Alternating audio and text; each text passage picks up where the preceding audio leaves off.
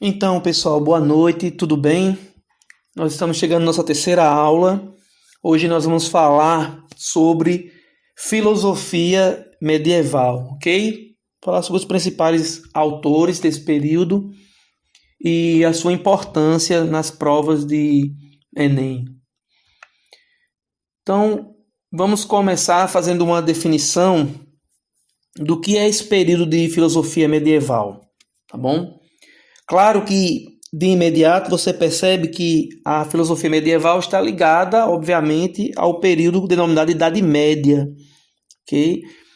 Você tem a queda do Império Romano, você tem a ascensão de vários reinos da Europa, esse é o período, né, da Idade Média, e aí também há um desenvolvimento da filosofia muito importante e, digamos assim, a transição da filosofia grega, né, para uma filosofia realmente ocidental, mais abrangente, uma filosofia europeia, né, vamos dizer assim, a partir da filosofia grega, não deixa de ser uma filosofia europeia, geograficamente falando, mas eu estou me referindo à expansão da filosofia em todo o Ocidente, certo? Então, como é que a gente poderia definir esse período da filosofia medieval? O que é a filosofia medieval? É um período da história da filosofia, correto? Onde você tem um conjunto de obras, de investigações filosóficas, cujo método principal é a tentativa de comparar e conciliar as especulações filosóficas com o que foi postulado pela doutrina cristã. Então, aí você tem, de certa forma, uma conciliação entre o pensamento grego, tá? Que você lembra das outras aulas, o pensamento grego, a filosofia grega, ela tem um nascimento a partir do período místico, da mitologia grega, tá? Você vai lembrar que os gregos eles eram politeístas, e a partir daí você tem as ideias desenvolvidas na filosofia grega passam a ser ideias a serem, vamos dizer assim, serem sincronizadas ou adaptadas à doutrina cristã, certo? É uma tentativa de adaptar o conhecimento grego, da filosofia grega, com a doutrina cristã. Isso está muito presente nesse período da filosofia medieval, certo? Na ordem das disciplinas, a filosofia é subordinada à teologia, daí esse significado. A filosofia seria subordinada à teologia. O que é a teologia? A teologia é o estudo sobre Deus, né? Theos, Deus, logos, estudo. O estudo sobre Deus, as relações entre a divindade e os homens, o tempo, o universo. Divindade aqui entendida, logicamente, como um Deus monoteísta, tá? Então nós podemos considerar que a filosofia medieval ela acaba quando esse método não é mais o método predominante, ou seja, quando a filosofia não é mais encarada como subordinada à teologia, a filosofia medieval ela vai terminar a partir daí, certo? Então tem algumas características interessantes nesse período da filosofia medieval, algumas coisas interessantes, certo? Essa filosofia medieval ela tem contato com os textos gregos, com os autores gregos, a partir de quem? Os árabes. Os árabes eles vão levar esses textos gregos, tá, para a Europa medieval, certo? Averroes é um exemplo desses comentadores árabes sobre Aristóteles. Averroes foi um estudioso, né? Foi um intelectual árabe que era profundo estudioso da filosofia de Aristóteles, e ele levou essa filosofia de Aristóteles para o meio acadêmico medieval. Ele é conhecido nesse meio acadêmico como o comentador, né, dos textos gregos, tá? Notadamente de Aristóteles, certo? Aristóteles, nesse período da filosofia medieval, ele é conhecido como o filósofo, e ele é um autor, ele é um filósofo importante tá? Bastante referenciado durante esse período. Principalmente nos textos de São Tomás de Aquino. Tá? Ele é bem referenciado e é chamado de o filósofo por ele. Nesse período também surgem as universidades, é nesse período que as universidades são criadas. Então, a filosofia medieval ela tem uma importância no contexto educacional muito grande, tá? Porque é aí onde as universidades são criadas, as antigas universidades europeias, ainda existentes hoje em funcionamento, são criadas nesse período. E esse período também influencia o chamado período das luzes, o Renascimento, tá? Que nós estudamos na Idade Moderna. Então, a partir dessa Idade Média, que ficou conhecida como Época das Trevas, você percebe que a filosofia se desenvolve a partir do pensamento grego e essa filosofia ela traz alguma luz nesse período chamado Idade das Trevas. E a partir daí há todo um desenvolvimento que vai levar ao período conhecido como Renascimento. Ok? Muito bem. Nós temos aqui, então, dois períodos importantes, tá, da filosofia. Aqui existem dois períodos importantes da filosofia. E você pode classificar, né, esses dois períodos. Um é a patrística e o outro é a escolástica. Nós vamos ver os principais autores aí de uma e de outra, certo? Esse período da patrística está muito relacionado com os padres, né? Está muito relacionado com os monges, com os religiosos cristãos dessa Idade Média. Perfeito? O primeiro que nós vamos comentar, representando essa escola da patrística, certo? É Santo Agostinho. Santo Agostinho, que viveu de 354 a 430 depois de Cristo. Ele passou a maior parte da sua vida no norte da África, nas cidades de Tagaste e Hipona. Ele também é conhecido como Agostinho de Hipona, né, por esse motivo. São territórios romanos, né, na época e que hoje é onde se encontra hoje a Argélia. Lembre que a gente está falando de um período de transição. O Império Romano ele está em declínio, né, e os reinos europeus, os europeus, melhor dizendo, os reinos europeus e os territórios pertencentes ao antigo Império Romano, eles estão se modificando, né? Os reinos estão tomando esse Império Romano gradativamente. Mas ele nasce ainda enquanto esse território de Tagaste e Hipona era domínio romano e hoje corresponde à Argélia, na África, né?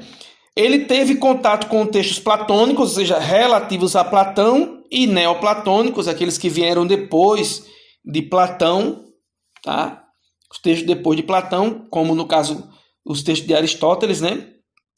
E ele teve esse contato no período que ele esteve em Milão, na Itália. Esses textos tiveram uma grande influência no pensamento de Agostinho, na sua obra, tá? Teve uma grande influência. Em 391 depois de Cristo, Agostinho ele é ordenado padre. Lembra que a gente está falando da patrística, né? Desses padres, esse período da filosofia medieval, onde nós vamos ter os pensamentos dos padres e monges, tá? Ele vai ser ordenado, então, como padre, tá? Na congregação de Hipona. E em 395 ele se torna bispo, né? Pouco tempo depois, né? Um tempo bem curto depois ele se torna bispo. Agostinho era um homem reconhecidamente de grande capacidade intelectual e de raciocínio, né? Era um homem muito inteligente para a sua época, certo? As primeiras obras dele é no sentido de trazer aquilo que a gente já tratou antes, a compatibilização entre as teorias platônicas, mais uma vez aqui, pensamento grego, né, filosofia grega, e os preceitos e ensinamentos do cristianismo, certo?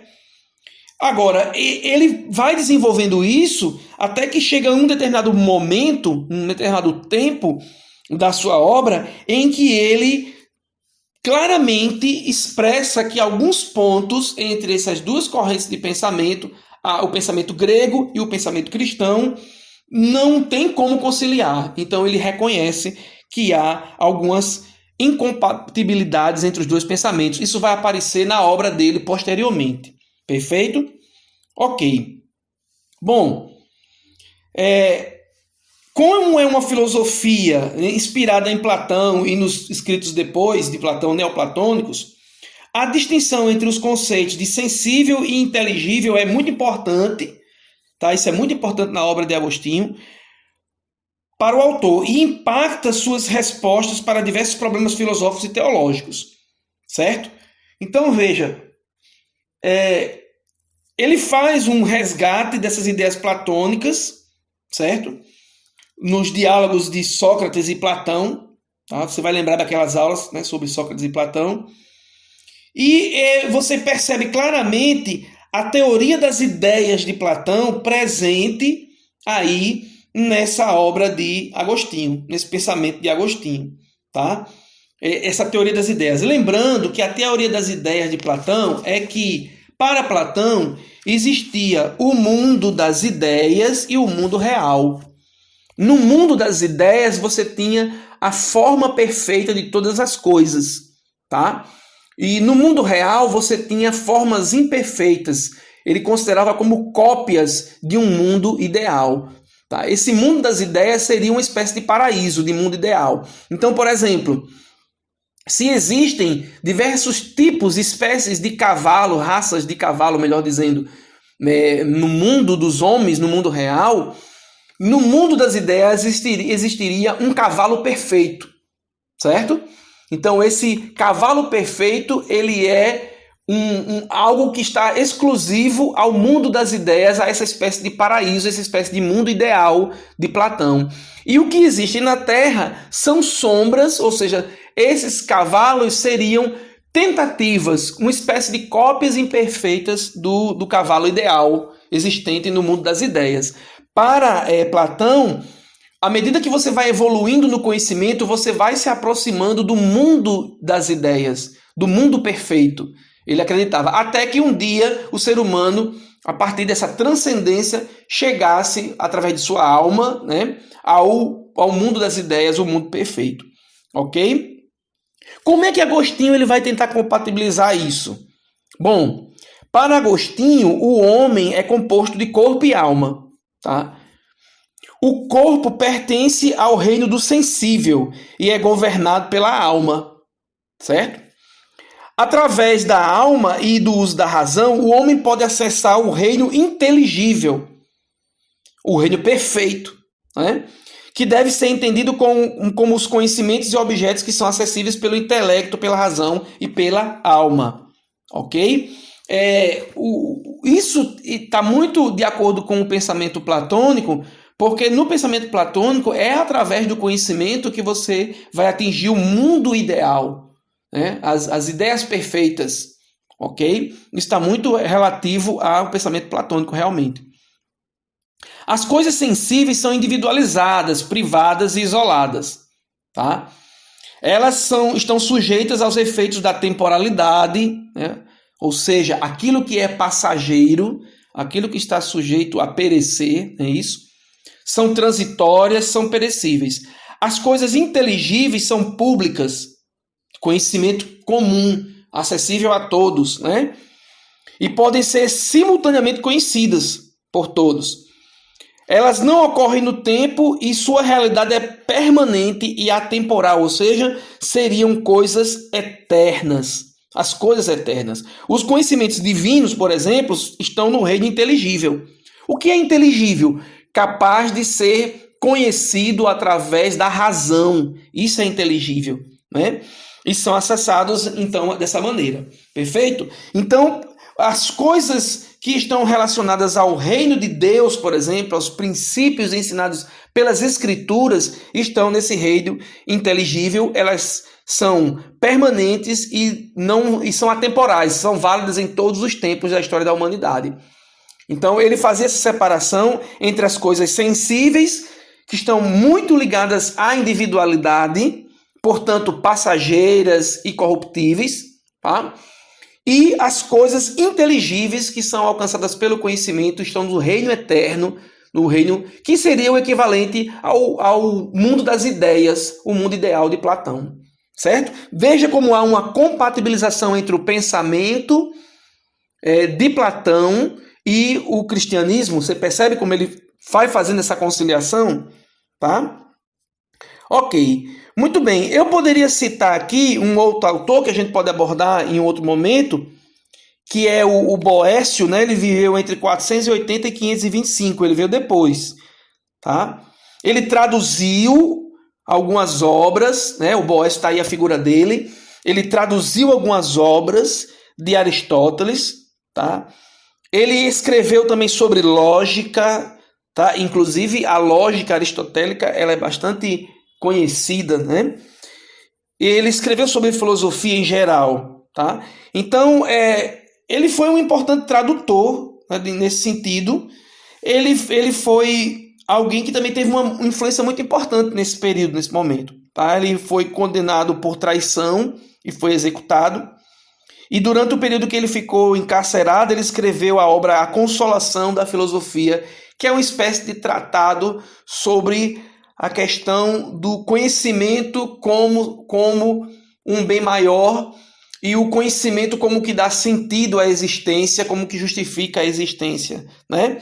A gente pode abordar alguma coisa sobre ele mais um pouco à frente, tá? É importante destacar que nesse período surgiram novas instituições de ensino, tá? Existiam os monastérios que atuavam como essas instituições de ensino. Apareceram as escolas catedrais, escolas urbanas e as universidades, como eu citei antes, tá?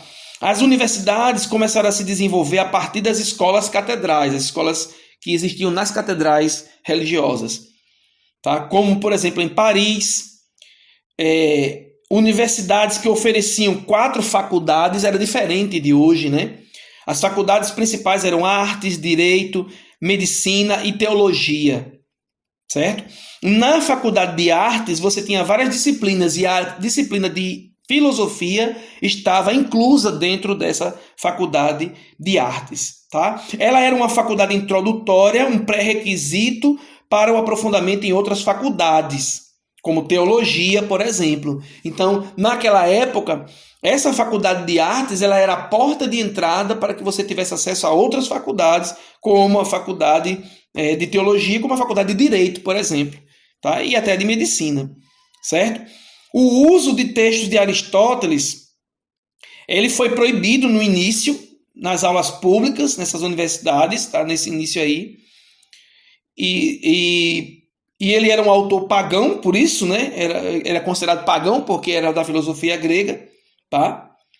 Mas mesmo assim, mesmo com esse impedimento formal, não impediu que até já no ano 1250 ele já fosse muito comentado e muito conhecido. Essa proibição dele ser ensinado em público, dele ser comentado em público, não impediu de que ele tivesse uma influência muito grande na filosofia medieval, certo? Ok? Então tem alguns problemas filosóficos clássicos dessa época. Por exemplo, o problema da existência do mal vai ser muito debatido por Agostinho, tá? O problema do livre-arbítrio, o problema da incompatibilidade dos atributos divinos. Então, isso são temas importantíssimos, tá? Dentro dessa época e que vão ser abordados tanto por Agostinho como também pelos outros contemporâneos dele. Nós vamos entrar em mais detalhes, tá certo? Ainda num segundo momento dessa aula. A gente vai entrar nessa continuação dessa aula, a gente vai entrar nesses detalhes, tá? Mas na nossa passagem geral, você está vendo aqui a figura de Carlos Magno, que é alguém, né? E aí na história vai aparecer a expressão período, né, carolígeno, quer dizer, um período em que Carlos Magno ele atuou, né, como rei, certo? Nós vamos ver depois também sobre ele vai ter uma influência importante, tá? Porque ele foi alguém que incentivou a criação dessas universidades, dessas escolas. Nós vamos tratar dele também no outro momento, certo? Mas eu vou passar aqui logo para o período da escolástica, na nossa panorâmica geral. Esse período aqui é o período relacionado aos monastérios e às escolas dos monastérios. Os monastérios, você sabe, são as instituições onde os monges eles trabalham, estudam e desenvolvem a fé, tá? Então, esse período é muito marcado por essas escolas monásticas, certo? Daí essa expressão escolástica, tá? Quem são representantes importantes desse período? Você tem Santo Anselmo, tá? 1033 a 1109, ok? Nós vamos abordar alguma coisa sobre ele, mas eu quero enfatizar aqui nesse primeiro momento São Tomás de Aquino, que viveu nesse período de 1225 a 1274. Ele nasceu na Itália e, a partir da sua juventude, ele já ingressou muito cedo na vida religiosa, né, e pertenceu à congregação dominicana. Os monges eles tinham a sua organização eclesiástica religiosa divididas em congregações, e essas congregações elas tinham patronos, né, santos como patronos, elas tinham linhas, né, dogmáticas, e ele pertencia à congregação então dominicana. Aquino viveu num período muito importante da história da filosofia medieval, tá certo? Que período é esse? Representado pela escola escolástica aqui. A chegada de novas traduções de filósofos gregos, para além, né, de Platão, de Sócrates e de Aristóteles, tá? Alguns filósofos latinos e árabes, tá? Então, com esses novos textos e esses novos comentários, inclusive sobre a obra de Aristóteles, que é o principal, né? A partir desse momento, essa filosofia medieval ela se desenvolveu mais ainda, tá? O Aquino, ele estudou nas universidades de Nápoles e de Paris, e nestas universidades eram oferecidas, como você já viu antes, as faculdades de Artes, Direito, Medicina e Teologia, tá? Ele estudou a partir daí e ele teve contato, então, com essas disciplinas, e isso deu a ele todo esse embasamento, tá? Ok? Muito bem. Algumas teses filosóficas, né, que foram condenadas, algumas teses deles, né, que foram condenadas como heréticas, justamente por essa influência da filosofia grega, tá? Pelo bispo de Paris, o Estevão Tampier, ele considerou como heréticas algumas colocações de Tomás de Aquino, tá? Como, por exemplo, ele afirmou que não há condição de vida mais excelente do que dedicar-se à filosofia. Isso foi entendido como se a filosofia fosse mais importante do que a teologia, por exemplo. Então foi considerada como uma posição herética. O que é uma posição herética? É aquilo que é considerado contrário à doutrina cristã. Uma heresia, né? Aquilo que está fora do ensinamento cristão. Na verdade, essa afirmação de Tomás de Aquino ela é mal entendida, porque você já percebeu que o que existe é uma compatibilização entre o pensamento filosófico grego e o pensamento cristão, naquilo que é possível, como você viu lá no caso de Santo Agostinho, né? Naquilo que é possível. Então isso foi mal entendido. O que ele está dizendo aqui é que é um trabalho importante, ele considerava importante e relevante para o mundo a questão do trabalho do filósofo, a dedicação do filósofo, certo? Inclusive, nesse processo de encontrar certa compatibilização entre o pensamento grego, a filosofia grega e o pensamento cristão. Isso para ele era algo importante, né? Ele classificou como excelente, tá?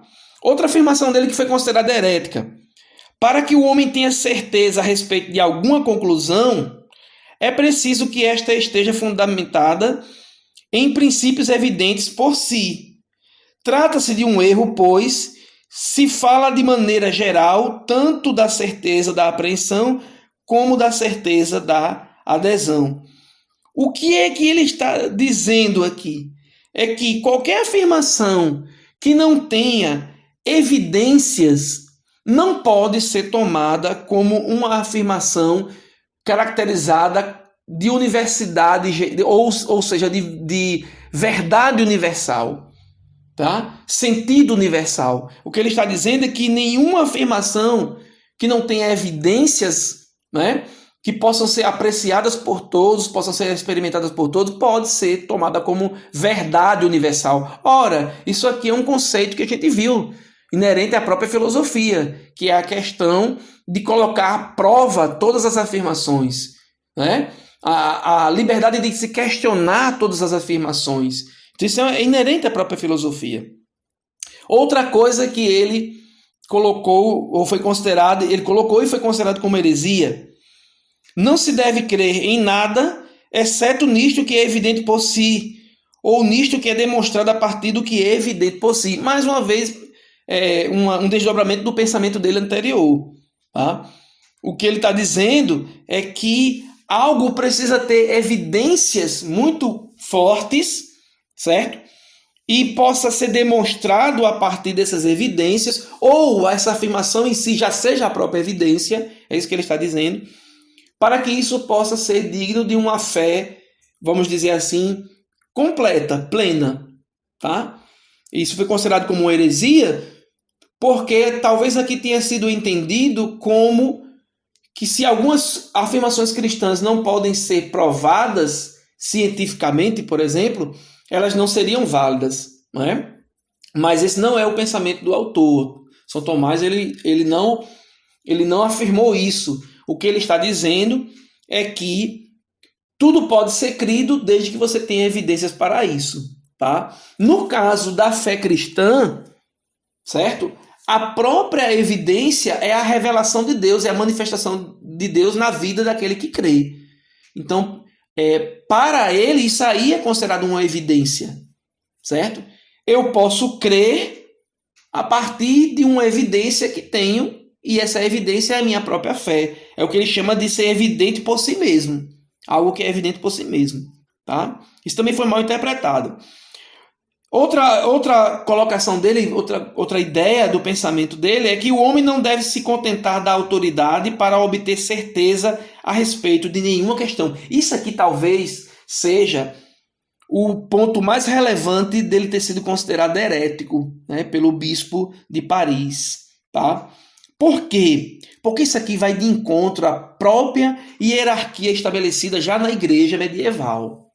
É algo muito forte na igreja medieval, essa hierarquia estabelecida. Isso aqui talvez seja um questionamento, talvez não, certamente foi entendido como um questionamento da hierarquia. E aqui realmente Tomás está questionando essa hierarquia. No que ele está dizendo é que essa posição de autoridade, hierarquia é relacionada à posição de autoridade, né? O que ele está dizendo é que essa posição de autoridade não é suficiente para que uma ideia, para que um conceito ele seja estabelecido como verdadeiro, ou seja, inquestionável, na linguagem religiosa, dogmático. O que é um dogma? Um conceito que não pode ser discutido, não pode ser questionado, entende? Então, ele está dizendo que o homem não pode se contentar simplesmente pelo fato de que o seu superior hierárquico falou, e isso é uma verdade incontestável. Ou seja, na nossa expressão popular, falou, está falado, não é? Foi o chefe quem falou, está falado. Foi o líder quem falou, está falado. Para Tomás, o simples fato de uma pessoa em posição de autoridade, ou seja, está na escala superior da hierarquia, o simples fato dela estar nessa escala não é suficiente para dar autoridade sobre determinado assunto, né? Ou oferecer certeza sobre o que está sendo dito por aquela autoridade. Em outras palavras mais simples, não é? Mesmo o que uma autoridade ensina pode e deve ser questionado, porque a autoridade em si não é suficiente para ser incontestável. Perfeito? Ok? Muito bem. Para ele, tá, para o Aquino, o conhecimento filosófico, assim como as ciências naturais, ele precisa estar fundamentado em princípios e que pode ser acessados racionalmente por todos, ou seja, não existe um ensinamento exclusivo, né, que seja iluminado ou reservado apenas a alguns iluminados, alguns privilegiados, tá certo? Isso é uma coisa muito importante, porque isso vai aparecer lá na Reforma Protestante, não é? Quando se começava a questionar por que certos ensinamentos em latim, por exemplo, ou certos ensinamentos eram reservados apenas ao clero e não a toda a população. Por que as escrituras não poderiam ser acessíveis para a leitura de todos, a apreciação e interpretação, não é? De todos. Então, esse pensamento é muito interessante porque ele vai aparecer lá na Reforma Protestante. Tinha que ser algo que podia ser entendível, né? Racional, acessível pela razão a todos. Não pode ser um conhecimento oculto ou privilegiado. Isso é um pensamento importante dele, tá? Esses princípios da razão que podem ser conhecidos por si e sobre os quais a discordância dos homens cessa, tá? É esse princípio que pode chegar a um consenso, né? Que ele primava por isso, justamente por ser público e ser acessível, poder chegar a um consenso. Um exemplo desse princípio, sobre o qual se fundamenta a investigação filosófica, é o princípio de não contradição estabelecido por ele, tá?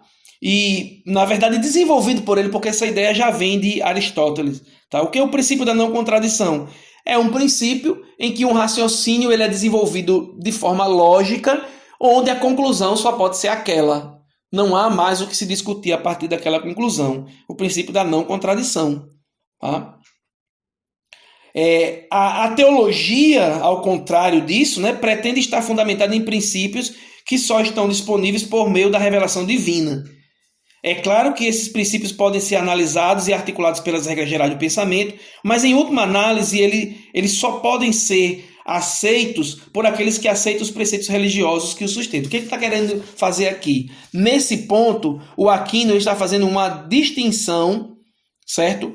Entre o que pode ser apreendido pela razão humana, pelo intelecto humano natural, comum a todos os homens, e aquilo que só pode ser discernido pela fé. Então aqui ele começa a fazer uma distinção e colocar um limite, que Agostinho já tinha admitido anteriormente, esse limite, né, anteriormente.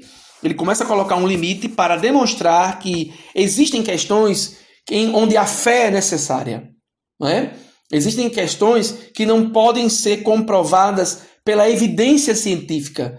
São tão elevadas que não podem ser provadas experimentalmente com as faculdades humanas, né, com o aparato intelectual humano comum. Então, tem questões que precisam ser aceitas pela fé. Então, aqui há uma importante distinção e um limite entre aquilo que pode ser compreendido pela razão humana. Tá? Tem coisas em matéria de fé que podem ser entendidas por convicção humana, tem coisas das escrituras que podem ser entendidas pela intelectualidade humana, a razão humana, mas há coisas das escrituras e dos ensinamentos cristãos que só podem ser aceitos a partir da fé. Tá? Podem ser entendidas intelectualmente? Podem, mas não sem o auxílio da fé. Precisam ser entendidas com o auxílio da fé. Ok? Certo? Então, ele vai tentar compatibilizar essas duas formas, tá, de produzir conhecimento, de tal forma que a teologia tenha o caráter de uma ciência investigativa e que esteja no mais alto grau da hierarquia dos saberes. Ele vai colocar a teologia como algo que está dentro, né, do campo de conhecimento humano, porém num grau mais elevado, a partir de uma revelação divina que transcende esse conhecimento humano. Ok? Então, essa investigação teológica, ele vai dar a ela uma característica de ciência, de conhecimento sistemático, mas com essa observação de que ela transcende, certo? Então, para isso, né, nesse pensamento de Aquino, a metafísica, que lembra daquelas primeiras aulas sobre a gente falou sobre metafísica, definiu a metafísica que ela vai procurar explicar questões mais elevadas, né, como o universo, como Deus, né? Para ele a metafísica ela vai ser a maior das disciplinas, a mais importante das disciplinas, tá? O ponto alto da investigação filosófica, certo? Tá? O conhecimento teórico da razão sobre a primeira causa de tudo, né? Do divino, de Deus, tá? Ok?